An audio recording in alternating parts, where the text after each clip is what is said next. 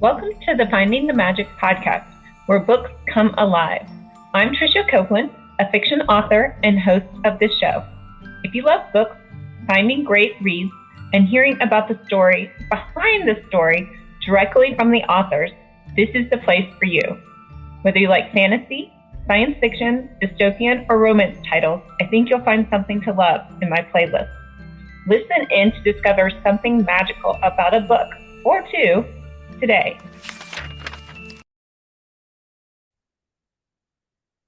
Welcome, Angela. Thank you so much. I'm so excited to be here. This is going to be fun. I know I had so much fun on the Ink Mages yesterday, so I'm glad you could be here on my Finding the Magic book podcast. We do have Angela R. Hughes with us today. It's YA fantasy, right? It is actually, this is adult fantasy. Adult fantasy, just okay. because of the age of my characters. Okay. They're all, I think my youngest character's 23. So we're just a little above the YA limit in the typical ages of the characters, but it flows well for YA readers as well as adult fantasy readers. So, Angela, your series is the Wanton Future Chronicles, and I kind of get goosebumps when I hear that because I'm such a big Merlin fan and all the legends and the myths around Merlin and magic, his magic and King Arthur. And so jump in and tell us about your series. Well, this series has a unique take on the Arthurian legend. I've been a nerd of all things mythological, particularly any Celtic mythology. It's just one of my favorite things to read when it comes to storytelling, and just historically, I've been very, very, very nerdy about doing research on all of those kinds of things. And Arthurian legend is one of my favorite things because, you know, it's historical in the way that it's involved with the Welsh people and their history, and some of the original books written about King Arthur were called The History of the Kings. So it just kind of fascinated me, especially because my fantasies are historical fantasies. So they have kind of a real historical setting with a lot of fantasy elements.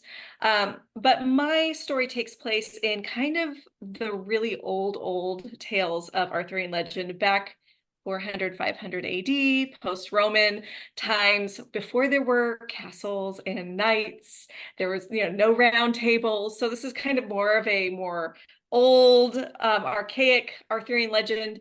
And my stories kind of kick off after Arthur's death. So Arthur dies at the very beginning. We kind of get that background in history in book one, and then we launch from there with Merlin. I have two real main POV characters. It's Merlin and my new character, Eleanor. And it kind of starts with the kingdom's been devastated. Arthur's dead. Merlin doesn't see where he can go from here. And one of the fun things about my series that I love to write, like I said, previous to the interview, Merlin's my muse, and I wrote a different kind of form of Merlin. I've always been fascinated by the character of Merlin, and I wanted to do my own version of him, and he is a younger Merlin. So he's a 30-something. He actually has connections to the fair folk, which gives him a long life. So he ages much more slowly, but he is a younger version of Merlin, and which makes him more of a hero than just kind of a wise mage. He's a warrior and a druid, and we kind of kick off where he's devastated and he feels like he might as well die too. Arthur's dead, all the promises gone, what's the use? And a huge theme throughout my stories is what do you do when every promise or everything you've hoped for has been utterly and completely devastated? Is there hope? Is there a reason to keep believing and keep fighting? Especially when in a world we live in, bad continues to happen. You get roses once, one moment, the next thing you're down in the valley again. So what happens when every promise, when that person that wasn't supposed to die passes away? How do you find hope again? And my whole series explores these themes, that there is hope, that's worth fighting for. But you still have to fight through all of the valleys that hit you along the way. And this is kind of where my character of Merlin starts, where he's like, I don't see the point in living anymore. And how he's forced and thrust into having to be involved in the story again, reluctantly, but it kind of takes off from there. And there's time travel. So my character Eleanor, she lives in modern day Wales, and she finds herself in this historical setting with Merlin, and we've got other returning characters like Guinevere, and some of Arthur's men that have survived the battle. So that's another sad thing. You know, you kick off these stories, you've only got 2 of his men left. The rest have all died in battle. So it's a unique take. I haven't seen very many Arthurian legend books kind of swing this way. Has a lot of historical references. People who do love Arthurian legend are definitely gonna see some of the hints of all of the favorite things throughout the stories scattered in there. That sounds really cool. Yeah, I'm buying all of them for my Oh, next thank you. vacation. Well, it's funny because I think we talked about yesterday, if I'm writing fantasy, I usually read romance. And if I'm writing romance, I'll read fantasy. So, but I like, and a lot of times I will go for a YA fantasy, but I'm liking the fact these are more adult characters, and I'm guessing there's probably a little romance in there too, right? Oh, without a doubt. I feel like every good story needs a love story. Those are my favorite kind of stories to read. They're my favorite kind of stories to tell. And there's definitely a love connection that makes it all worthwhile. Definitely the fated mates kind of storyline with Merlin and Eleanor. So Okay. I was gonna it guess makes that, but I didn't want to assume. yes, yes. Definitely, if you love a good romance, it's got a lot of romantic themes throughout, and other love stories even kind of bloom throughout the series. Fine. All right, where, what? Tell me about their magic. What is their magic system? Is it really defined? Do you plot all that out beforehand? How did you create that? So I have this because I always love, like I said, to set things in historical context. So I kind of like to think of my magic system in the way of if it was all real, if this was the actual history and I'm telling you what really happened. So I have kind of, and it does create some challenges because I'm trapped within a level of realism when it comes to my magic. So, you know, I take some of the lore of what has been told about the Druids in Celtic mythology and in history. So I kind of took some of that, and then I also coupled with the whole idea of the other world and what would have people seen if dragons were real, if you know, the Fae or all of these magical creatures were real, but maybe we don't see the remains of them because it's for those who were able to see through the veil. They were able to see into the other world, almost like they were all spiritual beings. So like I have a dragon in my story, and my dragon is a guardian of time. So even my time travel element has to do more with magic than it does with like science fiction. So it's almost more like a father time kind of element. But yeah, a lot of my magic has to do with almost like spirits and demons. The idea of the angelic through the eyes of a druidic people or an older ancient class of people, like people who are able to see, and then moments where the spirit realm comes alive to a way that everyone can see through the veil. So you see unicorns, you see dragons, and you see all these things as almost spirits. Or I have a Welsh hound in book 1 that's very scary and creepy, and it is called a Gwaelgi, and that is a Welsh kind of haunted hound that seeks after your soul. And I had this more like a demonic presence where it could disappear and reappear, which made it a little bit more haunting, a little more ghost-like. So touching more on almost a paranormal idea of magic with my stories. Neat. That's very creative too, but taking something and making it more real. My magic system is a little bit like that too, because supposedly my witches are descended from the angels. So they got their magic, you know, their magic evolved basically from the angels. So that's interesting that you did that take on it. Yeah, I kind of wanted it to be again that nod to, oh, this is still true. We just don't pay attention to what's beyond the veil. And even Merlin's magic and where it came from and his ability to tap into that coming from his lineage of the fair folk. But then maybe an outside something that is attached to his magic that strengthens him and makes him unique from other people who are using magic. And I try to have a really strong delineation between, the fallen druids or the druids that use really dark, ancient magic that requires blood and sacrifice, and versus, the magic that Merlin uses, which has a different source. Well, that really feeds into your theme of magic and how magic infuses everything we do, right? You just have to Yes. stop and sort of smell the roses or pay attention to Yes. really grasp everything that's going on in our world. Yes, I mean, which is, my favorite thing is why I love your theme and, finding the magic, I love that because even telling stories, I feel like I'm tapping into magic. I'm tapping into a realm and hearing these stories and telling them through that, source in a way, being able to tap into something that's beyond just myself. And I think that's where a lot of the magical stories that we read do come from. When you read J.K. Rowling's or even C.S. Lewis or J.R. Tolkien, they just have this touch of magic, this ability for their imagination to have gone beyond just what they see with their normal eyes and bring it to other people. And hopefully inspire them, do more than just tell a story, right? It really, I mean, I get the feeling that I'm transported into the world when I'm reading a book. So I love Yes. that quality of reading. Yes, for sure. That's my favorite part about reading. It's my favorite part about writing because you get to disappear. Like we were talking about, like you're a pantser when you write. We were talking about that yesterday, and there is this essence of you get to find out what happens next as you're writing the story and disappear into your own story as you're writing it. It makes it exciting. It makes you want to sit down at the keyboard and keep exploring your story and your characters to the point to where your characters are actually talking to you and telling you exactly what to do. They definitely do. I'm guilty of that. So how are these written? Are these written from a first person or third person?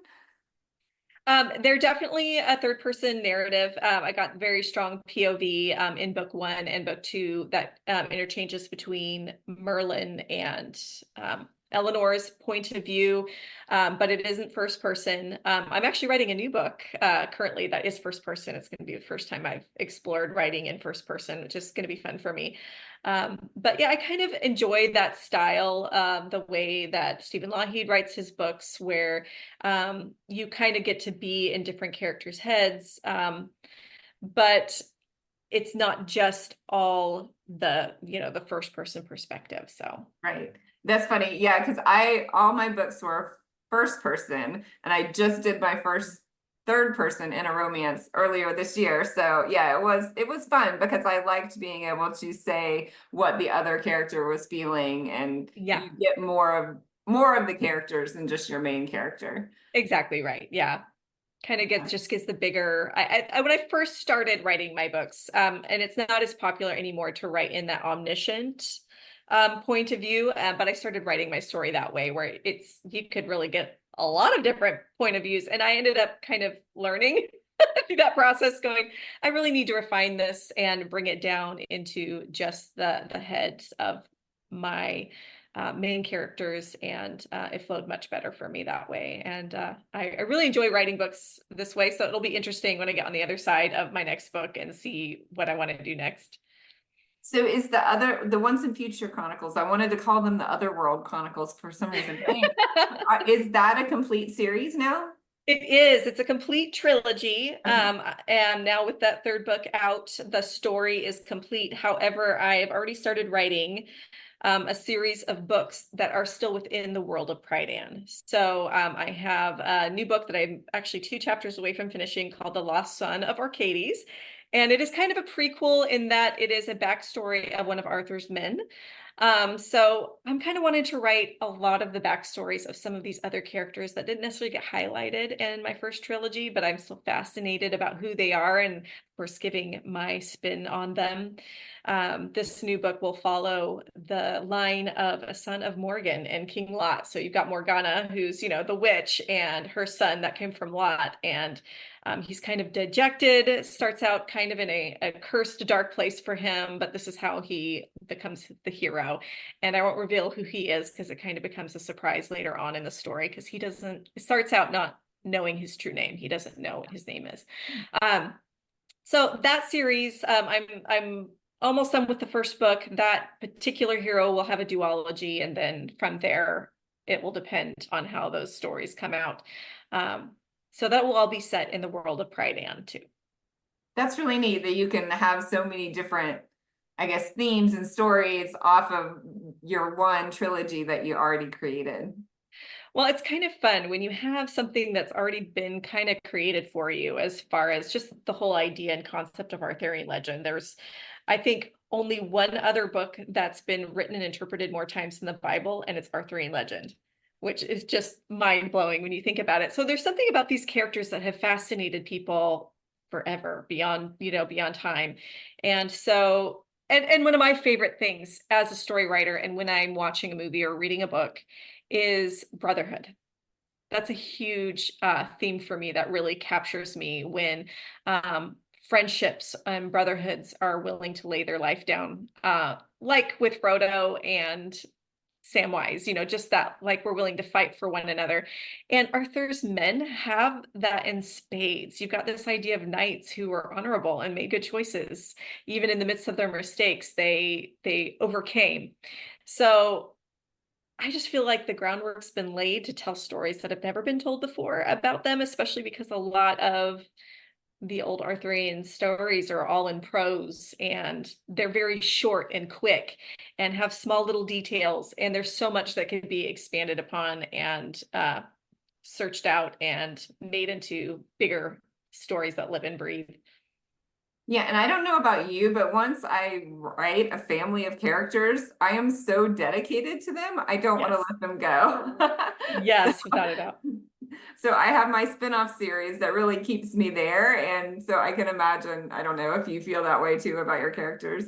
Oh, without a doubt. I am totally in love with my characters. I love them so much. And I think that was the hardest part about being done with this trilogy, even though I get to kind of keep bringing them in into my world. So in the book that I'm almost finishing, Arthur's probably 19 years old, so we're back in that time, pre being a king. And it's neat to be able to bring them in because they've become a part of my life. I've been writing this series over the past 4 years. And when you've got those constant companions just living in your head for so many years, it feels kind of weird for it to be over. And yet the new book that I've just started, it's a paranormal thriller in modern day, totally outside of all the characters I've written, and I'm getting really excited about it. But it feels kind of like I'm betraying those other characters and leaving them behind, and I don't quite want to do that. I'm like, no, I'm not leaving you behind. I just have another, like I always tell my kids, you're all my favorites. And they're like, well, how can that be? I'm like, well, I have a heart for each one of you. There's no competition. It's same thing for my characters. It's funny that I feel like I have to say that, but I do. But yeah, you can just put one away and then go do something else. And I'm coming back. It'll be okay. Yeah, don't worry. I'm not leaving you behind. Well, that's a good segue. Tell me about your author journey. I was not one of those people who grew up going, I'm going to be a writer someday. It wasn't even in my thoughts. Growing up, I taken a professional writing course in high school, and I loved it.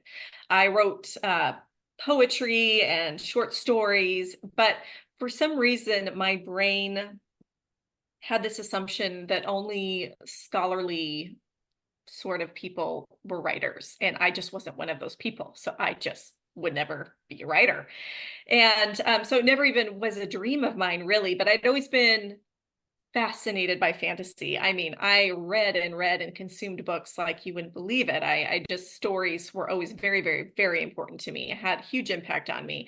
I remember reading George MacDonald's Princess and the Goblin series over and over and over again because of how they made me feel and impacted me as a person, even in some of my decision making, because of the heroic characters in the stories. So I loved stories, and I actually had a really powerful shift in my life just previous to 2020.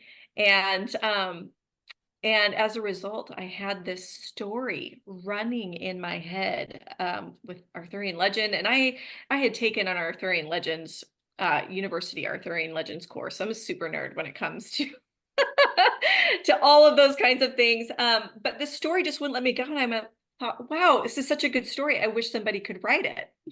Because Hello. I really want to see the story come to life. But I had a lot of a mental battle to conquer in regards to it, because I just couldn't believe that I was the one. And I think it even felt a little pretentious when I started actually maybe believing I could write it. And even my friends and family were like, go you, like, how sweet and cute that you're going to write a book. You know what I mean? It's not that they didn't believe in me, but it's not anything I'd ever done before. And so there just wasn't a wagon to jump on, I guess. And my husband always supported me in it. He's like, just write it. Come on, let's go. And I remember the turning point for me, again, just previous to 2020, I was on a trip with a group of people to Northern Ireland. And we had just hiked a hill that had the actual stone. So at the very top of the hill was this big giant stone, and had the actual stone that inspired C.S. Lewis to write the Stone Table in his books. Wow. So this is my backdrop. I hadn't told anybody except for, my husband and my kids and they weren't on this particular trip. I'd gone by myself. And I was overlooking Ireland. It was gorgeous. Here's C.S. Lewis's, stone right behind me. And a friend comes over, he wraps his arm around my shoulders, and he said, the mantle of C.S. Lewis is on you. It's time for you to write that book. And I went, whoa, to me, there couldn't have been more of a sign. Mhm. And it caused me to go, I've got something that I'm supposed to do something with, and I'm not gonna bury it. That was it was a huge moment for me. And so I got home, 2020 hit, and I had nothing better to do. And I turned off the television and I wrote the first book in 8 months. I just Wow. sat down and wrote it. I was like, I don't know what I'm doing. I don't even know if I'm a good writer. I don't even know any authors. I don't even know how to publish, like all these things. And I was just like, I'm just going to write. And by the time I had finished that book, I had met authors, publishers, I'd had writing coaches, like all of these things had come into my life. And I had learned so much by the end of book one, that writing book two and three, it was like I had come out the other side totally changed. So I wasn't an author before. I definitely was by the end, to the point that now I work for a publishing company, Square Tree Publishers. So I know the industry inside and out. I've got so many author friends, and now I can't imagine doing anything other than writing books. Stories are constantly filling my head, and I don't want to stop. That is such a neat story. I was tearing up as hearing Ah. about your friend coming over and saying, this is what you're meant to do. I mean, if you ever needed a sign, right? It was like, Yeah. oh. Yeah, I was talking to another author a few weeks ago, and his was more religious based, but he said, yeah, I had this story in my head and it wouldn't go away. And he said he opened his Bible and literally he opened to the passage that says you should write a book. And this kid was like 19 when this happened. And Wow. he said he dedicated an hour a day, no matter what, to writing this book. And then he said, oh, it was horrible. I threw the whole thing away and learned how to write and rewrote the whole thing. And then he published it. I was like, it was such a cool story. So yeah, I love Yes. stories like that. I think words are important. I think stories are important. And I think I've formed the belief that, maybe some people find writing a hobby. I don't think it's a hobby. I think it's a calling, because I think that writing is so important. And for these stories to come and be such a huge part of our lives, and to come almost out of nowhere and not let us go. There's something about that story that needs to be told. And I don't know how many stories I've watched. I mean, I think of stories like The Count of Monte Cristo or The Four Feathers that changed me, because I watched those stories and they were so redemptive and so glorious that I could never forget them. I could never forget the lessons that I learned from watching those stories. And so I have that idea of magic that happens when we're willing to say yes to the assignment and write those stories. And it is supernatural. I mean, I definitely believe, I'm a Christian myself, and I believe that there is this hand in hand release of these stories that can come from the inspiration from heaven. So, Well, and I think words, I mean, obviously bind people together, whether it's yeah. the spoken word or the written word. Those are so intertwined, and historically, tales were just passed down, told around a campfire, around a dinner table, and they were oral, and then eventually they became written down. And Yes. obviously now we have video and everything else that we have, but it's just, yeah, I think that's a universal thing that people just glom onto, and fantasies in particular. I think we can explore a lot of human nature through those Yes. fantastical worlds that maybe feels safer than Yes. exploring them in a real world setting. And I don't know, that's why I feel like I gravitate towards fantasy as a young adult, and maybe still do in some ways. Yes, absolutely. I completely agree. I mean, there's themes in my story that I could have written in more of a true story context, and that's fine. And I think that writers that write those kinds of stories have huge impact as well. But for me, I feel like it kind of removes that barrier that makes people resistant sometimes to some of the, like my story deals with really heavy grief, but it's intermingled with magic and, fantasy and fantasy creatures and all of these things that kind of make it fun to read and yet still have that impact in a way that maybe people can be more open to than they would have been if it was just plain and simple before, straight in front of their faces.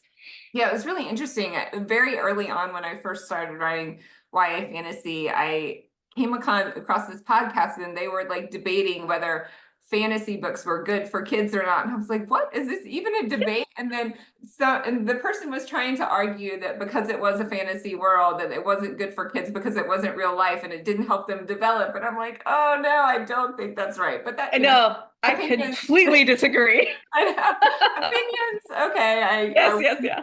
I wouldn't have realized that was a thing, but okay, let's go. Yeah.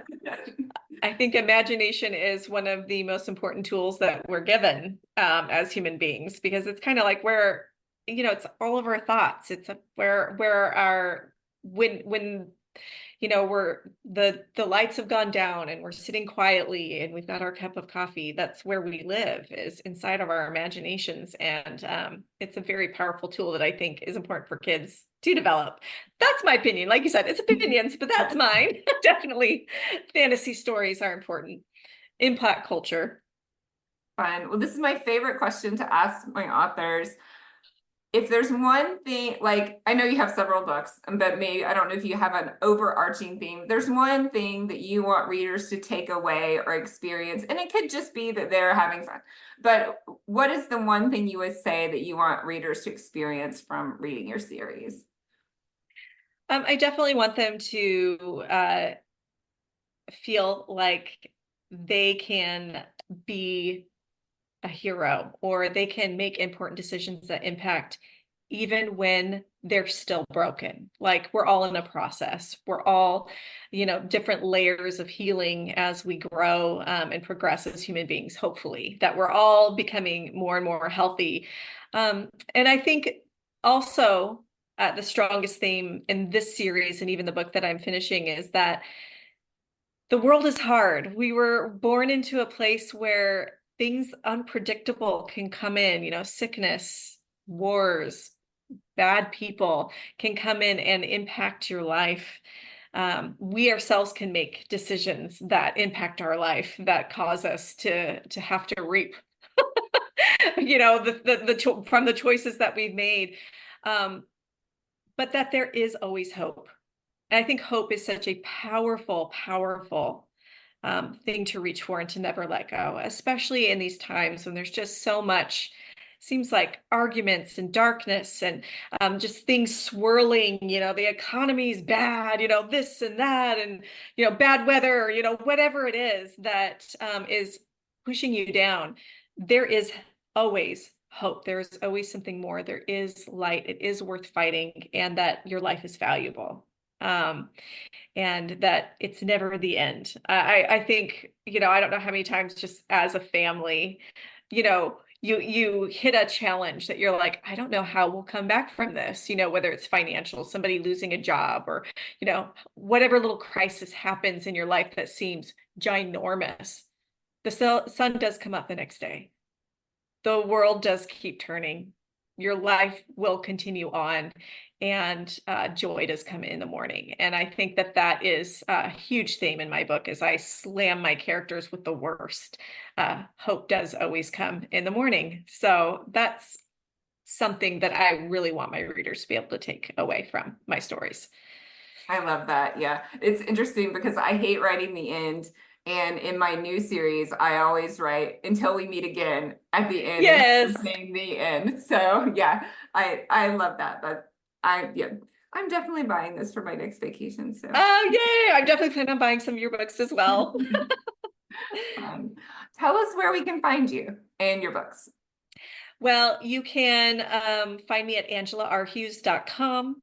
Just about anything and everything that you need to find my books, or all of the links where I can be found, is there.